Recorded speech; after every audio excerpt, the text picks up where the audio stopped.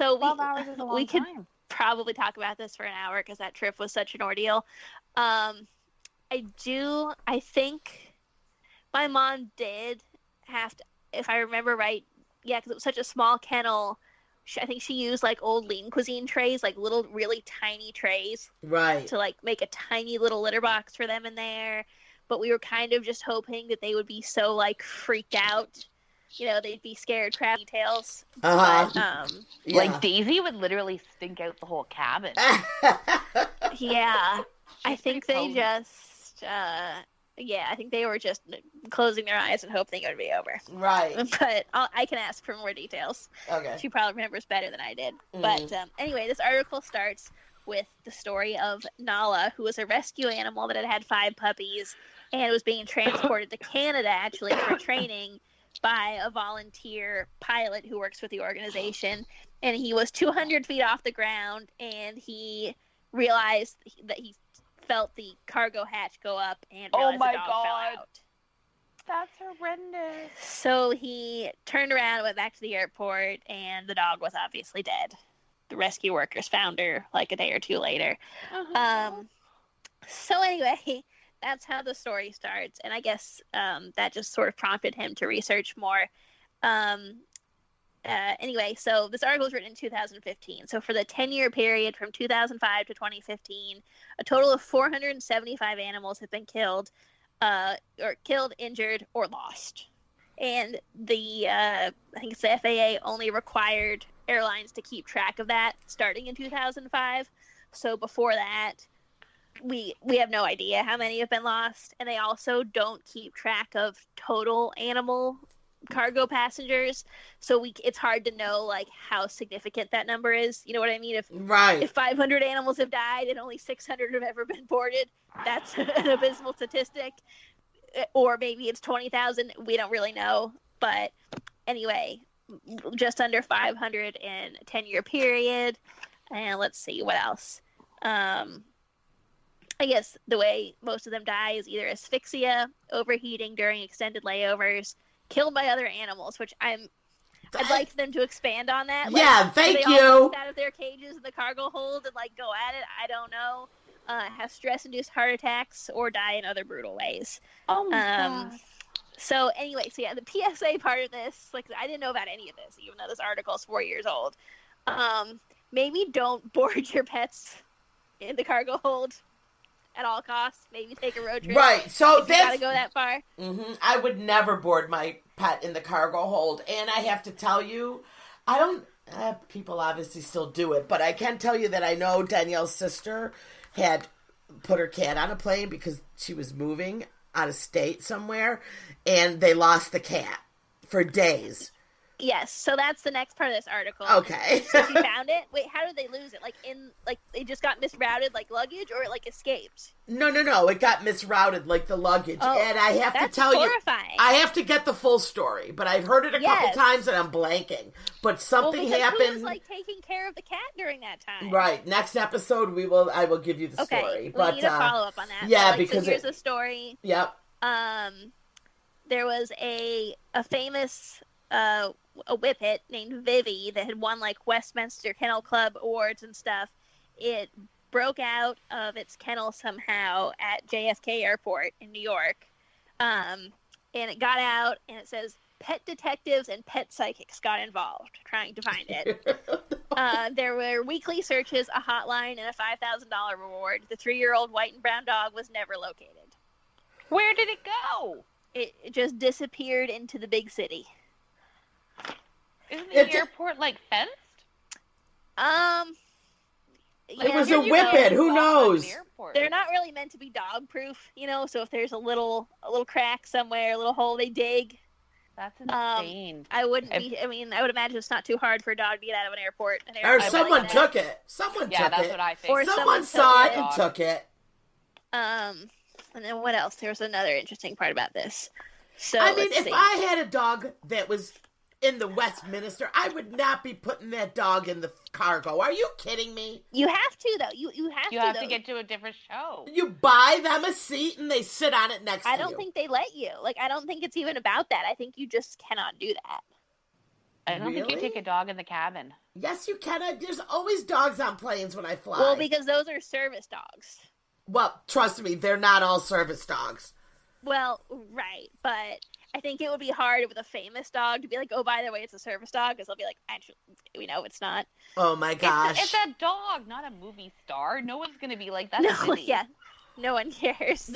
I'm telling you, that's crazy. If a dog is well I guess it's not fair. I shouldn't say if a dog is well behaved, if it should be allowed to, because that's the same rule for children. yeah, that's what I was thinking. Yeah, So if your put them kid is underneath. bad, it's not allowed. For real. If Okay, your kids aren't behaved, you're not getting on the let's plane. do this one, Margaret, really quick. Who would you rather sit next to? Oh, I'll take the dog over the kid. A screamy baby or a barking shepherd? The dog. Oh. Well, you have to remember, I'm a cat person, so this I actually is a little know. bit of a tough one. This is tough. I don't even like sitting next to my own dog downstairs. So this all sounds I'll take the dog because people won't judge me as harshly for like giving side eye to a dog as they would a child. Right. And I feel like if you're next to a dog that's just being really like, I shouldn't even say barking, but okay, my mom took a flight when she was on her last, I don't remember when, was recent. And the girl who she was sitting next to was coming back to Rochester from college, okay? And she had this pit bull that was probably like 2 years old. My mother, and it was huge. My mother said it was the most misbehaved dog. She said they couldn't calm it down. You know what I mean? It was just a puppy. It was anxious. And I'm like, number one, how'd she get it on the plane? It didn't even have a seat. It was supposed to be sitting on the floor next to her seat. And my mother said it was jumping all over my mother, trying to lick her. Oh my this is goodness. cute. But for 4 hours? Like, they couldn't I think control I'd still it. take the puppy because I'd at least... Right. In Florida, though, Margaret, where you Because are... it's not PC now. Well, but Margaret, when I'm in South Florida, everybody has their dogs in the store. But they're in, like, these doggy strollers. Oh, it's ridiculous. And Can I I'm just like... tell you, when I see a man pushing a dog in the doggy stroller, even if he's with his wife or girlfriend or whoever, I'm just like, please hand over your testicles, sir. Like, they've been revoked. Like, That's too funny. I mean, you just look like the biggest Nancy. You just can't do it. Man, don't do it. Don't do it. Okay, I'm with you. But why is it allowed there? I mean, you know what my first thought was, Margaret? You can't even leave it in your car for 5 minutes. It's too hot. You cannot. So, you know, if you have to run in somewhere, I saw signs that said dogs, you know, as long as they're not on the floor, either you're carrying it or it's in a stroller. You know, I don't know. I don't know what's up with that, because it is more prevalent in like South Florida. Yes. I think it's just that culture of, actually it comes from the Northeast, New York, New Jersey, because there's a ton of that, especially in the area you go to, and they all bring their little fluffy dogs down here, and they want to carry them around because it doesn't happen up here. I don't know. I don't get it. I think it's weird. I think their dogs, leave them at home. Like, we take our dog with us once in a while, but only like, the point is kind of to get him out of the house. Like, there's a couple restaurants here that let you have dogs on the patio, and we go there with him. Right. But we don't just like, I would never occur to me to just like tote him around all the time like freaking Paris Hilton. Like, stop it. That's weird. Yeah, I know. And my little dog, we sometimes take him to restaurants, but he's a jerk. And he tries to attack everybody that walks by out on the patio or so wherever. Your dog's an instigator too. Oh, he's a jerk. He is, and you know, and it pisses. And I feel nervous because little kids always want to pet him because he's a cute little, he's fluffy dog, and I'm afraid he's going to bite him. So I'm always like, no, you can't pet him because he could be I don't trust him. You know what I mean? Sometimes he's nice, justified, and other times he's a jerk. So yeah, but. So I have one last story from this article that was sort of interesting. Okay. So back to the 15-pound weight limit rule. This lady was traveling with her 2 cats, and they were both over 15 pounds. So she had to check them. And then I'll just read this right from the article. It says, down in the luggage area, American Airlines employees stacked the crates against protocol on top of each other. The top crate, which contained Jack, one of the cats, toppled, burst open upon impact with the ground, and let Jack free. The cat was lost inside the American Airlines terminal of JFK Airport for 61 days. So I'll go back to the rest of this article. Basically says most of the time these animals are never found, especially cats, because if anyone owns a cat, you know they can just disappear into like places you wouldn't even fathom. Mm-hmm. So anyway, he got out of the terminal. He was gone for 61 days. He fell out of the ceiling in Customs and Border Patrol office on the 61st day. It was still alive, that chubber. So I wonder anyway, what it. There's that. And It's again, not I'll post funny, the but it's article, funny. because there's actually some other. It's a very long article with a bunch of other really fascinating stories. So I'll post the link later. But That's crazy. Yeah. Anyway, so yeah, just PSA: do not check your pets. Drive them. Yeah, for if you sure. want them to make it. Yeah, exactly. So Jen, what did you come up with this week? Have you heard about these people getting the Amazon packages they didn't order? I Yes. have, and I have gotten some. Shut Free up. gift What did you friend. get? Free gift friend. No, is that Allie or Amazon? Well, Amazon, I have gotten stuff from Amazon free that I did not order. And I made a joke about it because one of the times it was these elastic exercise straps. And I thought if those algorithms were picking that to give me, their pickers broke. Because I'm the last person you want to send some exercise straps and hope I'm going to use them and give you a good review. Is that what it's for? Like this one guy, Okay. he's getting like multiple boxes a day What? from Amazon. He hasn't ordered any of this stuff. He's called Okay. Amazon. They're Okay. like, well, like it's not hitting your account. Like we can't even take it back, so we have nowhere to credit it. And the guy's like, I don't want the junk. Like he's getting like cell phone cases and batteries and like cords. He's like, it's stuff I can't even use. Are you serious? So wait, I'm dying to know why he's the target of all this. He's got a bunch of phone cases, Samsung cleaning cloths, Yeah. random cords. So he called the police because Yeah. he's like, because you remember that those people got the 65 pounds of pot. Yes, from remember Amazon. that? So he's like, well, I don't want like illegal stuff coming to my house. And the police are like, well, it's addressed to you. It's got your name, your address, your phone number. Like, there's nothing we can do about this. He's Right. like, this stuff is taking over my house. Like, he's like, I can't even give it away. Nobody wants this garbage.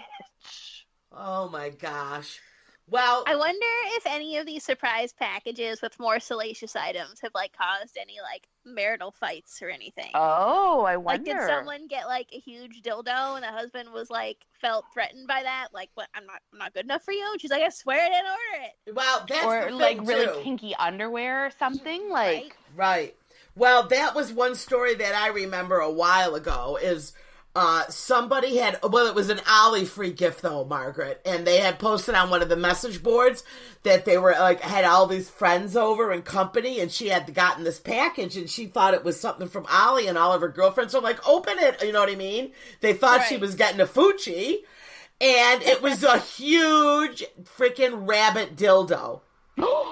Okay, then. Yeah. and she didn't order it? No! And she had posted pictures of it on the Facebook page for the item. And she was like, you guys, I'm dead. You're not going to believe what happened to me. And she posted the picture of the box. And everybody that was hanging out with, you know, she's like, I didn't order this. And they're like, yeah, sure. Yeah, right. Yeah, Right. So she was like, I was dying. But So that was... maybe the flip side to all of this, now that it's like a known thing that Amazon sends out mystery packages, if you do get caught red-handed with something scandalous, you can be like, "I free gift. I I don't didn't know." It's a free gift, friend. Yeah. But, yeah, so I wonder, like, with the algorithms and stuff, like, how this guy got targeted for all of that. Because I guess from what we researched about this happening over, you know, it's been a couple years now, right? I think a year Yeah. or so. And so, John, what they do is they will send out this package. It's usually something very cheap. Like, I got those exercise straps. I looked them up on Amazon. They were like $5.99 with shipping. They were just like these elastic things you go, you know, do the arms and you know, back and forth. But they're hoping that you will rate them for some reason. Or no, you know what? I think, you know what it was? Now I remember how the scam went. Because obviously they might send you something free and then you're just not going to review it anyway because you didn't even want it. What they're